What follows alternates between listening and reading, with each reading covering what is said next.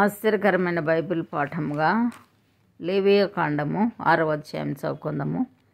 మరియు యెహోవా మోషేకు ఇలాగు సెలవిచ్చెను. ఒకడు యెహోవాకు విరోధంగా ద్రోహం చేసి పాపి అయిన ఎడల, అనగా తనకు అప్పగింపబడిన దాని గూర్చియే గాని, తాకట్టు ఉంచిన దాని గూర్చియే గాని, దోచుకొనిన దాని గూర్చియే గాని, తన పొరుగువానితో బొంకిన ఎడలనేమి, తన పొరుగువాని బలాత్కరించిన ఎడలనేమి, పోయినది తనకు దొరికినప్పుడు దాని గూర్చి బొంకిన ఎడలనేమి, మనుషులు వేటిని చేసి పాపులగుదురో వాటన్నిటిలో దేని విషయమైనను అబద్ధ ప్రమాణము చేసిన ఎడలనేమి, అతడు పాపం చేసి అపరాధి అగును గనుక అతడు తాను దోచుకొనిన సొమ్మును గూర్చి గాని, బలాత్కారం చేతను అపహరించిన దాని గూర్చి గాని, తనకు అప్పగింపబడిన దాని గూర్చి గాని, పోయి తనకు దొరికిన దాని గూర్చి గాని, దేని గూర్చి అయితే తాను అబద్ధ ప్రమాణం చేసెను దానినంతయు మరలా ఇచ్చుకొనవలెను.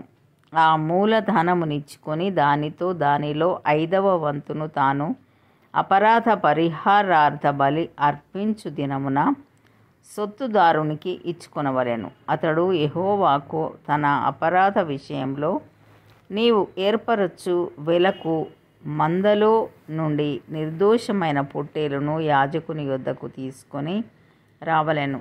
ఆ యాజకుడు యెహోవా సన్నిధిని అతని నిమిత్తం ప్రాయశ్చిత్తం చేయగా, అతడు అపరాధి అగునట్లు తాను చేసిన వాటన్నిటిలో ప్రతి దాని విషయమై అతనికి క్షమాపణ కలుగును. మరియు యెహోవా మోషేకు ఇలాగు సెలవిచ్చెను. నీవు అహరోనుతోనూ అతని కుమారులతోనూ ఇట్లనుము, ఇది దహన బలిని గూర్చిన విధి. దహనబలి ద్రవ్యము ఉదయం వరకు రాత్రి అంతయు బలిపీఠం మీద దహించుచుండును. బలిపీఠం మీది అగ్ని దానిని దహించుచుండును.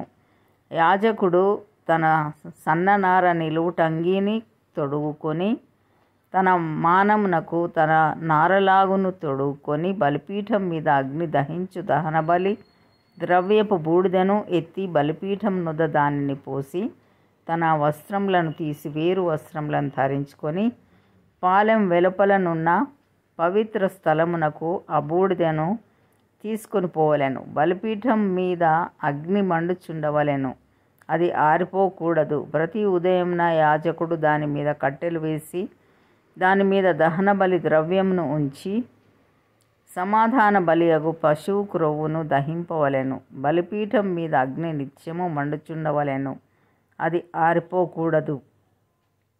నైవేద్యమును గూర్చిన విధి ఏదనగా, అహరోను కుమారులు యెహోవా సన్నిధిని బలిపీఠం ఎదుట దానిని నర్పించవలెను. అతడు నైవేద్య తైలము నుండియు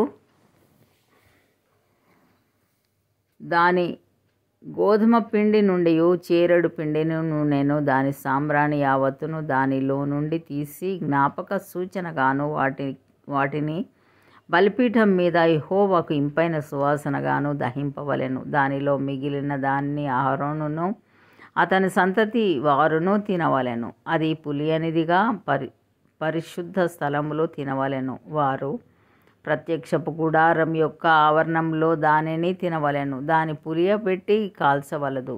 నా హోమ ద్రవ్యములలో వారికి పాలుగా దానినిచ్చి ఉన్నాను.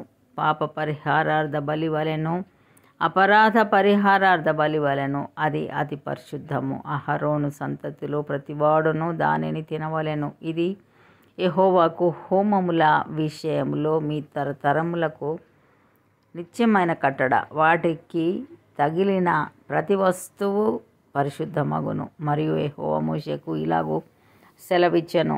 అహరోనుకు అభిషేకం చేసిన దినమున అతడును అతని సంతతి వారును అర్పింపవలసిన అర్పణమేదనగా, ఉదయమున సగము సాయంకాలమున సగము నిత్యమైన నైవేద్యంగా తూమెడు గోధుమ పిండిలో 10వ వంతు పెనము మీద నూనెతో దానిని కాల్చవలెను. దానిని కాల్చిన తరువాత దానిని తేవలెను. కాల్చిన నైవేద్య భాగములను యెహోవాకు ఇంపైన సువాసనగా అర్పింపవలెను. అతని సంతతి వారిలో అతనికి మారుగా అభిషేకము పొందిన యాజకుడు అలాగుననే అర్పింపవలెను. అది యెహోవా నియమించిన నిత్యమైన కట్టడ. అదంతయు దహింపవలెను.